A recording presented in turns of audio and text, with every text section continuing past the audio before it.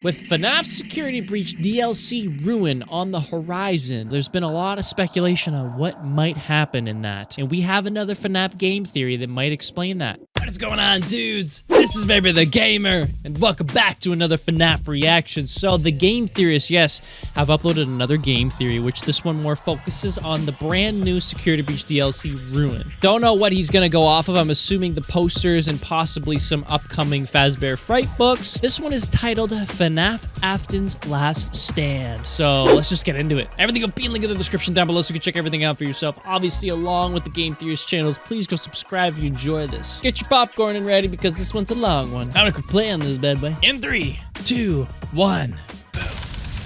Oh, it's over! It is finally over! The thing that's been haunting me for over 2 years is finally dead and buried. The Fazbear Frights book series. 12 books, 36 stories, 2,912 pages. Yeah, you bet I counted a lot of each pages. and every page of that thing. No more do I have to waste my nights reading page after page after page of tepid, warmed-over horror for the tiniest scrap of lore. No more will I be forced to try and convince you that the books are important tools for solving the games, actually, guys. And no more will I have to write the words Fazgoo, WTF, into my notes. I get to go back to being a gaming channel again. Unless, of course, I want to read these 7 Hello Neighbor books.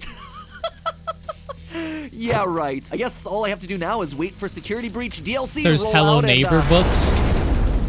No. No! No! Yeah, you're not done, brother. You never will be. Hello, Internet. Welcome to Game Theory, the show that's basically book theory in disguise, because there's now another FNAF book series in existence. Pretty much. Oh, it physically hurts me to say that, but Tales from the Pizzaplex is a thing that apparently exists. The first book came out a month ago, and there are now 3 more due before the end of the year. How? How is it possible to write so many books? Scott, my dude, I appreciate the hustle, but maybe just spend a little less time on your literature empire and a little more time making a game with a cohesive narrative. Yes. Who am I kidding? He just I used the time 100% to agree. Funko Pops. You know, all those essential Glitch characters T-posing of the Glam franchise, Rock like Freddy. Radioactive Glow Foxy. I just can't. Regardless of my feelings about the books, one thing I will say is that they've led to some of our most important theories to date. So, despite my better judgment, I read the new one so you guys at home don't have to. And I gotta say, Thank I was you. surprised. This I'll thing still is find a way to roller read them in the coaster future. ride. In this singular book, you have one emotional gut punch of a story that's probably the best in the entire FNAF series, one incredibly gruesome story where people are physically being ripped apart by Glamrock Bonnie, and one where the entire world dies of cancer because a girl wanted to play FNAF AR. That last one, by the way, is barely an exaggeration of the actual story. A girl goes to the Pizzaplex and hops into an augmented reality machine which causes everyone else in the entire world to develop cancer and also give birth to translucent goo babies that eventually swallow the girl whole. This is a product that really exists in the FNAF canon. It's likely that what's really happening in this story is that she's trapped in the AR machine and all of this is happening inside the prison of her own mind. But let me just say that the story leaves it very vague. Anyway, I just saved you 80 pages of reading stories about kids dying of cancer. You're welcome. So in the aftermath of all of this, I've rummaged back through the old box of theories to come up with 3 mini theories for you to chew on. 2 that clarify major points from Security Breach, and 1 that gives us an idea of where the game's DLC is gonna take us next. And that's what I want to hear about. So much lore. Game lore, book lore, real lore, Ballora. More lore than your brain has room for. So get ready there, Laura Croft. Today we've got ourselves 3 theories at Freddys. Let's motivate this episode with a controlled shock. Theory number 1, Security Breach's animatronics aren't possessed, except for Freddy. Maybe some people already thought of this, maybe have never really questioned it, but if I'm right, this would be a huge deal because it would be the first time in the series that really the makes sense, though. Don't have spirits inside of them. This was something that really stuck with me after our last episode on the Blob, and I figured we should probably discuss it here. The rest of them don't really say anything. First, consider this. Out of the Who would be ordinary. possessing these animatronics Aside at this from point Freddy. in the series? Security Breach takes place after the FNAF 6 fire. A fire that, as we spoke about last time, worked as Henry intended. As a quick reminder, Henry set the fire to purge all the remaining spirits out of Molten Freddy and Scrap Baby. And he was successful in his project. They're gone now. That's why the puppet mask inside the blob has no more tears, and why Baby's eyes are all extinguished. What Henry didn't account for, though, was agony. The way I see it, the blob is a collection of agony that lingers on inside the older models of suits and endoskeletons. The rage that remains even after the spirits pass on. So if I'm truly right about that, all those past victims have been laid to rest. They're gone. They're removed from the franchise, off the lore table. So if not them, then what what spirits would be inside the rock stars. Well, the only other option are Agony. the 9 missing kids that we see in the newspaper article during the game's bad ending, and honestly, that's just too many. We only get 6 new animatronics in this game: Freddy, Monty, Chica, Roxy, daycare attendant, and Music Man! It's been too long. Specifically did this episode just so I had an excuse to do that. I suppose you could say that there were 7 if you count the 2 sides of the daycare it doesn't attendant, count. but still, that is 2 spirits short. But you don't have to take my word for it. The game outright tells us this itself. About a month ago, Reddit user Seriously Unserious posted a big research doc breaking down the opening cutscene of the game from the perspective of a computer expert. This was research that they were doing for a video on the Rye Toast channel, which, shout out to a fellow FNAF theorist, love your cat by the way. If you've never heard of Rye Toast, go check him out. I mean, when you got thumbnails like this, you know that this is a channel coming from a great creator with some really smart stuff to say. Anyway, in his Reddit post, Seriously Unserious looks at the glitch trap virus for exactly what it is: a computer virus, going into the specific details of how viruses work and seeing how it affects Glamrock Freddy. You see, computer viruses don't live independently within a system. They have to be attached to something, usually a file or a program, and when said program runs, that triggers the virus and allows it to run. And believe it or not, but we actually watch this process happen at the very beginning of Security Breach. Notice how when we're looking through Glamrock Freddy's HUD, we get a glimpse that he's in show mode. There's an integrity bar and we get a line that says test run. Also, you'll notice the command line interface here where the primary folder is named System32, which has always been associated with the 32-bit version of Windows. In other words, Freddy and the other animatronics are PC master race, baby! But as we all know, very shortly into Freddy's performance, he stops dancing and begins to glitch out when he gets triggered by a child that's out in the audience. That's what we've covered in the past. But one thing that we've never done is look through these 5 seconds at a quarter speed to actually watch the cascade of events playing out that ultimately result in Freddy's crash. Inside the System32 folder, Freddy runs a program named Git568. We also see this happen in the code when the command line Heat869 pops up: heat vision or thermal vision. So it would seem like the Git program is telling Freddy to scan the audience and look for a kid to potentially grab. Eventually, there's a second command line which loads in some other programs and runs tests. All of these tests come back with a negative result, except for the last one, which receives a Y. Yes, and that's when the program starts to crash. At the same time, Freddy supposedly finds Gregory in the crowd. This then prompts Freddy's program to define rule X. Looks like the code is searching for what it's supposed to do in a situation like this. We don't know what that rule is, but we do know that the next step is to return warning 79, which is when we see the word warning pop up in the HUD. Freddy then goes into overdrive and the whole thing aborts. It tries to init task, initialize a new task, but this is met with a void response, meaning that it's not getting a response from Freddy's RAM. The next line then tells us alloc overload, which shows the virus trying to reallocate resources in Freddy's memory, but there's an insufficient amount, which causes SW.failure and Freddy crashing to the ground. After that, he's booted up into safe mode, which is a way to boot up a system that uses only the bare essential programs. Get it? Bare?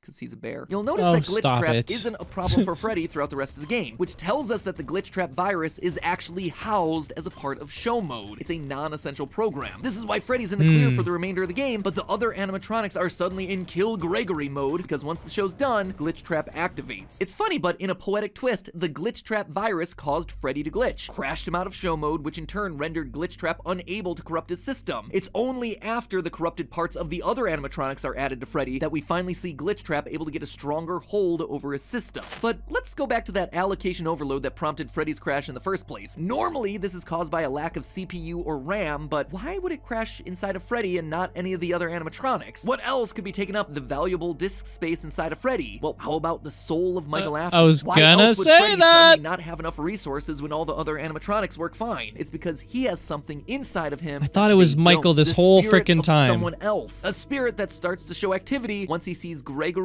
out in the audience. And while we're on the subject of dead kids, theory number 2, Gregory, everyone's favorite robot kid, was built using old parts of staff bots. I know the whole Gregory is a robot theory is already a bit controversial, but like it or not, robot kids have been an accepted thing inside this universe since Charlie had 4 versions of herself hidden behind closet doors in the initial novel trilogy. And where there's a robot kid, I still there need to also read tends to those. be a box that they can pop out of. Again, case in point, Charlie. And wouldn't you know it, but the new Tales from the Pizzaplex book doubles down on both Robot robot kids and boxes with not just one story, but two. In the second story, Lally's game, Selena's about to marry the love of her life, Cade. They move into a new house, and while unpacking, Selena sees an old trunk that belongs to Cade, a box that Cade insists is full of memorabilia. Surprise, surprise, it's not memorabilia at all, but rather yet another robot kid, Lally. Yeah, Lally is the robot child that's on the cover of this book, but that visual is actually misleading. Lally does have the childish facial features and is around 3 to 4 feet tall, but he isn't purple. Rather, he's meant to be white with black joints. Anyway, once again, we find ourselves with a robot child that's locked away inside of a box, one that is specifically mentioned to be related to the Pizzaplex. But it's another story, Frailty, where things get real interesting. In this one, we're given yet another robot girl, Jessica. But Jessica's built a little bit differently. Around her neck, she wears a heart-shaped pendant that has healing properties. When she shaves off parts of that pendant, she's able to heal sick people around her. As the pendant gets smaller and smaller, rusty, oily metal junk begins to mysteriously appear around her until, once the pendant's gone, Jessica just becomes a pile of scrap. If that story sounds vaguely familiar to you, it should, because the exact same thing happened in the second ever Fazbear Frights story, To Be Beautiful. In that one, a girl named Sarah finds Eleanor, Fazbear Frights' version of baby, in a junkyard. As thanks for rescuing her, Eleanor grants Sarah a wish. Sarah wishes, as the title of the story suggests, to be beautiful. Each morning, Sarah wakes up to have yet another part of her fixed. The only stipulation is that Sarah keep wearing a mysterious pendant. In the end, Sarah takes off the pendant and collapses into a pile of rusted old garbage. She had been rebuilt piece by Eleanor, looking and acting like a human, but held together by a pendant made of remnant. Until the pendant came off, the illusion was broken, and she turned back into trash. Jessica, in this new book, appears to be yet another victim of Baby's scheme. However, there's more to Frailty than just human-looking metal, because I don't think Jessica is just made out of any old junk. I think she's made out of very special junk. At the very start of the story, we get this line, quote, Jessica pushed the wet mop across the hospital floor, to and fro, to and fro. She remembered that saying from somewhere before, she just didn't remember from where, something from the past. Now alone, this wouldn't amount to all that much, but this forgotten memory of pushing a mop to and fro is repeated 3 other times throughout the story. It's one of those weird details that goes completely unexplained, has no actual bearing on the plot, but feels important because it's repeated so many times and is so oddly specific. We do eventually learn that Jessica's aware of her current state as a heap of junk held together by a magic pendant, and that it's all tied to a decision that she made sometime in her past when she was a normal kid with a normal life, but this specific memory about a mop? Nothing. She has memories of her past, sure, but the compulsion to mop? Yeah, she has no idea where it's coming from, which is why I suspect it's not her memory. Instead, I think it's coming from the memory of these guys, the staff bots in Security Breach. We have a number of mopping staff bots throughout the facility, all programmed to move their mops to and fro, just like Jessica. Now, we know that Jessica's made out of junk. I'm not suggesting that she's just a staff bot in disguise or something, but we also know that there's a lot of broken and discarded staff bots underneath the Pizzaplex, and the Pizzaplex is mentioned in the story Frailty. So what if Eleanor uses parts of these broken down staff bots as part of the junk to recreate Jessica, and the memory inside its metal has mixed with Jessica's own memories? Well, it would explain why she remembers the phrase, but not where it comes from. It would also explain a lot about Gregory's robotic origins. Now, that admittedly seems like a stretch, but stick with me. During our initial playthrough of Security Breach, I called out the strange presence of staff bots in 2 major secret rooms. First, staff bots are either mangled or fully dismantled in the secret daycare room. A lot of disassembled staff bots. I mean, this one's been beat up.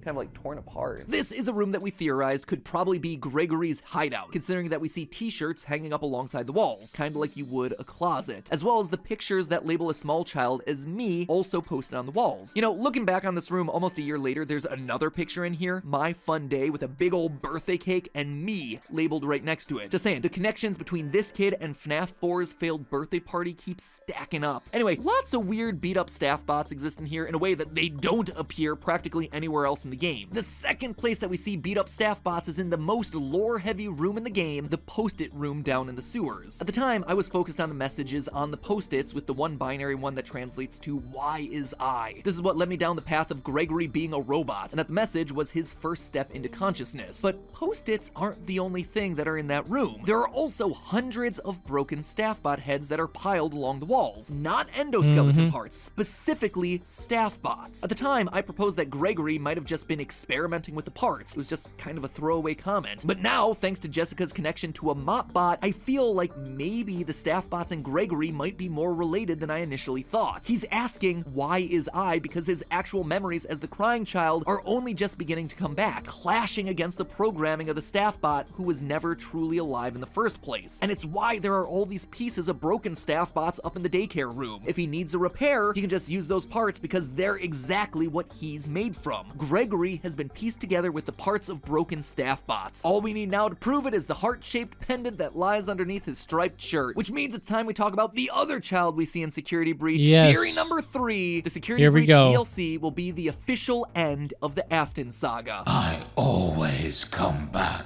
Nope, not this time, my friend. I feel No, I real hope not. confident about this one. How do I know? Well, it all comes back to color. Color has always been hugely important to the franchise. Slightly confusing at times, but important nonetheless. So rather than looking at the poster for hidden eyes up in the corners or trying to figure out why Gregory might be on a computer monitor, I instead wanted to bring your attention to 2 specific color clues that have been given through this poster. First of all, the title. Purple? Take a look at that new logo we got. Security Breach Ruin. Security Breach, as you'd expect, is just the main game logo, but Ruin is purple. Well, this franchise is known for its use of bright colors, especially in the neon pizzaplex. Purple is always reserved for the Aftons. Obviously, both William and Michael are purple. In the Princess Quest ending, both Vanessa and Gregory are purple. Burntrap's room is purple and so are his eyes. Purple is Afton's color. And so, with a purple logo and a room filled with purple lights, I have a feeling that what I predicted at the end of my last theory might come to pass. With Afton being absorbed by the blob, he's gonna take control of it, and it'll be up to us to put an end to him once and for all. But how? We've used fire 3 times at this point, and it's never once worked, so what else can we do? Well, we can use the girl on the poster. When I first looked at the poster, I knew that there was something fishy about her. This is weird. Why'd you turn black and white? That's too suspicious. You don't color in one part of your asset and then leave the rest of it black and white. First of all, let's take a look at the only color that we have to work with here, the shoes. Those lights are pinky red, the same as the pink top of Elizabeth Afton, a little girl who happens to be close to Gregory's age. The girl in the poster also has pale hair, which would imply that it's blonde rather than brunette. There are definitely some level of physical similarities here, but Elizabeth, just like every other kid in this franchise, is dead. She got herself scooped by babies, so it can't possibly be her, right? Or can it? I suspect that the black and white palette may be just more than hiding her identity, but also informing us to how she's gonna be here in the first place. In media, making something black and white usually implies that it's something from the past, maybe before color television, or just remembering something like Christopher Nolan's Memento. Elizabeth being in black and white while the rest of the image is fully in color suggests that she is, in some way, a memory from the past. Now, I theorized last time that to beat Afton and his agony, you'd have to do what the Stitch Wraith did back in Fazbear Frights. You'd have to go inside his mind, find the good memories within the agony, and make the good memories stronger, essentially trapping the person within the happy memories to help the agony disappear. So if this is Elizabeth, well, then that's probably why she's in black and white. She's a construct of when she was alive in Afton's memories. In the end, we might not be exploring the real ruins of the Pizzaplex in the DLC, but rather the ruins of Afton's own mind. A jumbled mix of rage and sadness, pizzerias spread across time and space, a life that has fallen to ruin. If I'm right, the DLC could be an exploration of every other key point in the timeline of these games, as we, the memory of Elizabeth, try to put our father to rest once and for all. And honestly, it makes sense for the narrative at this point. Afton was absorbed by the blob. The blob is a collection of anger from all of his past victims. For the first time, the two are truly interacting, fusing together. It's the narrative excuse to bring killer and killed together to explore the memories of those moments and finally give everyone peace. Or revenge, one of the two. So there you have it, Steel Wool. I wrote your ending for you. You forced Afton upon us in Security Breach when we all thought he was gone, so you might as well do him some justice and give him the ending he deserves. This is the end of Burntrap and the Blob, closing the book on the Afton Saga for good, allowing for a fresh start in the next project, because it's finally time to give the fans what they really want, an AR game that curses the world into a debilitating illness and turns babies into Fazgoo. You know what? On second thought, maybe we just don't adapt that story for the games. But Can hey, we just have another that's sit and just a play, theory. point and click? 3 That'd be great. game theories. Thanks for watching.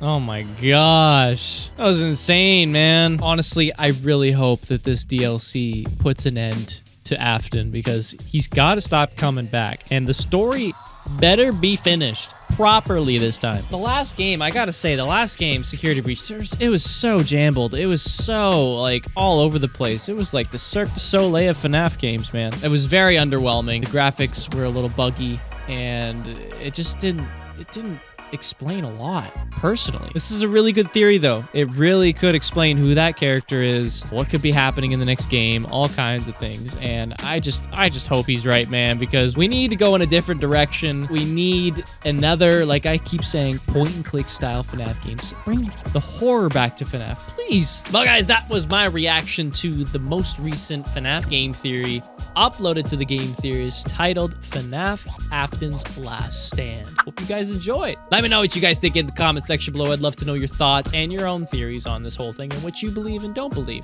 And everything will be linked in the description down below so you can check everything out for yourself, obviously along with the Game Theories channel. Please go subscribe if you enjoyed. So like if you did, subscribe for some more videos, and I'll see you in the next one. So long.